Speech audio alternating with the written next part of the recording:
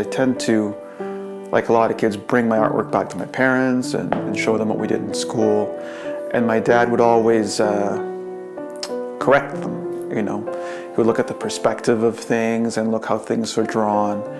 And he would make adjustments. So at a very early age, I knew how to put things into scale, and I knew how to use the full sheet of the paper, as opposed to just the bottom where kids tend to draw, you know, little house and little people, and the rest is sky and sun. So I knew how to use the whole sheet of paper. I'm Lester Coloma, and I'm a mural painter. It was hard for my parents in the Philippines. My mom came from poverty, you know, working and living on the farm and trying to go to school and also taking care of family as well. And my dad was the same way. He grew up as a farmer. So a lot of hardships there.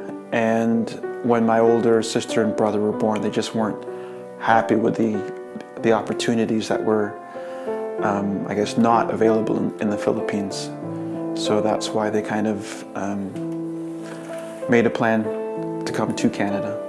In grade 3, we had a project where we had to draw a portrait of ourselves. So everyone did theirs and I did mine, and we got to hang them on the classroom wall.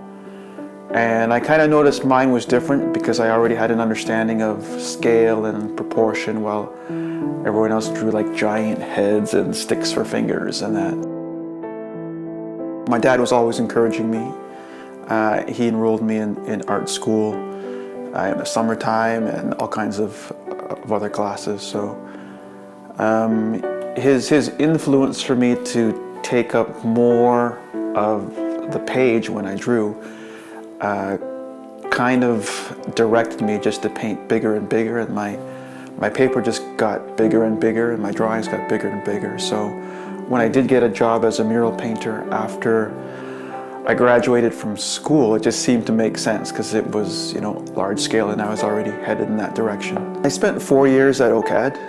The first year was a foundation study, so they put people through the paces of different aspects of the college. And I really didn't have a definitive direction. So I stayed in a program called interdisciplinary studies. I spent a year in Florence, Italy, studying painting and art history.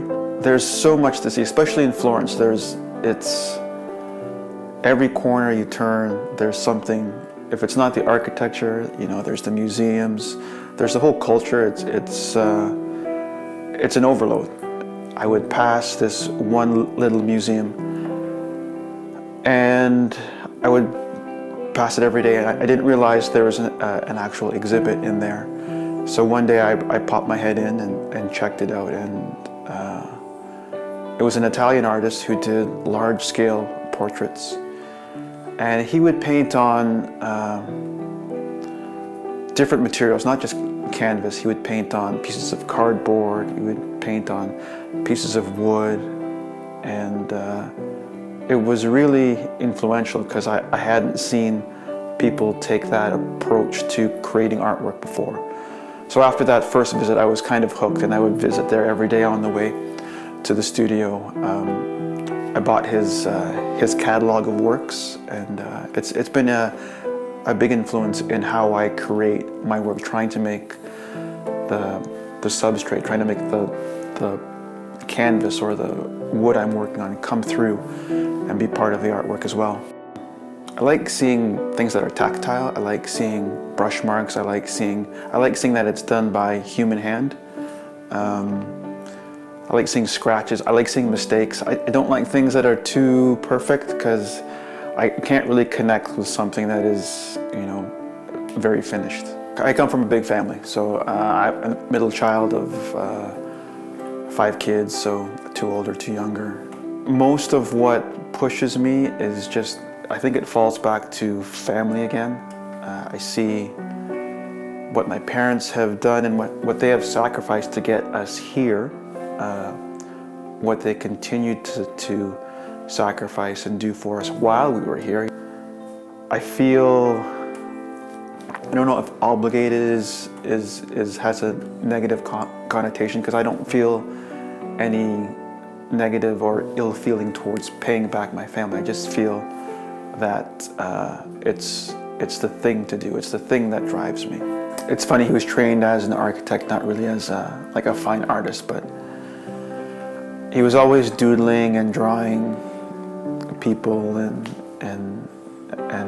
places and things like that. And one of my earliest memories of him drawing was I needed a picture of a frog for school. So I asked my dad if he could find a picture, and strangely enough, he told me to take a nap. So I took a nap, and when I woke up, there was a hand-drawn picture of a frog, and I thought that was awesome, and I was so proud of it. I didn't want to wreck it, so I didn't put it in my school bag. I carried it by hand from home all the way to school. And when my dad was ill in the hospital, you know, sometimes there's not a whole lot to do in the hospital. You just got to sit there. So he had a pad of paper, and he would draw things. And one of his last drawings was it was just a sketch, small piece of paper of a field, and really loose, rough drawing.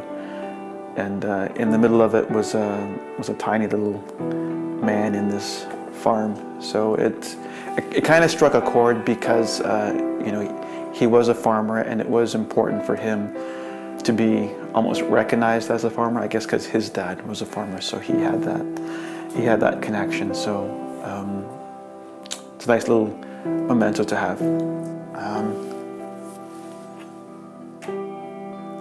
It was nice for my dad to see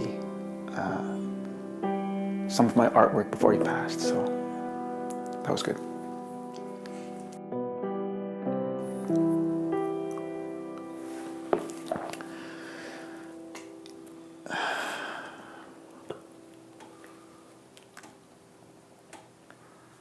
He's been gone 5 years. You tend to think a lot after that.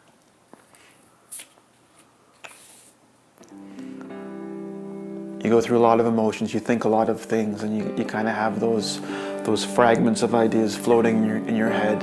And for some reason, my brain connected.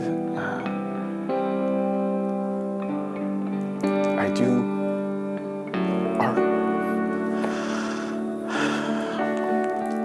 I do art big enough for him to see.